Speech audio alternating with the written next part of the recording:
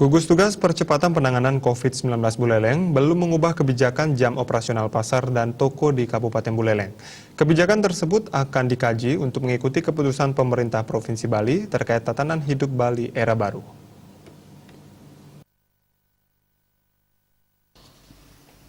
Hal tersebut disampaikan oleh Sekretaris Gugus Tugas Percepatan Penanganan COVID-19 Buleleng Gede Suyase.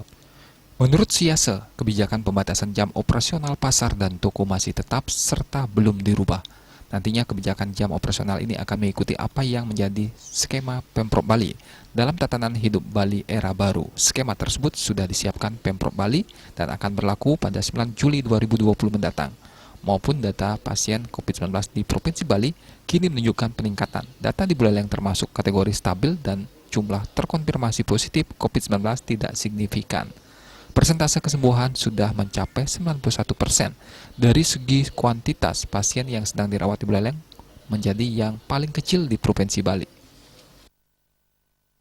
Pak Bupati belum merubah surat edaran yang dibuat untuk menentukan batasan dari jam buka tutup pasar, toko, dan sebagainya.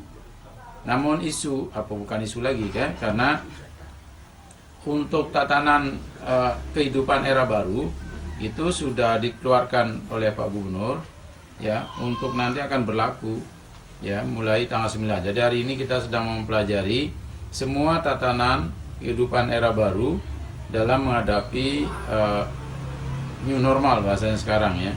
Sehingga kita juga sedang menyusun draft final untuk bisa menyesuaikan dengan itu.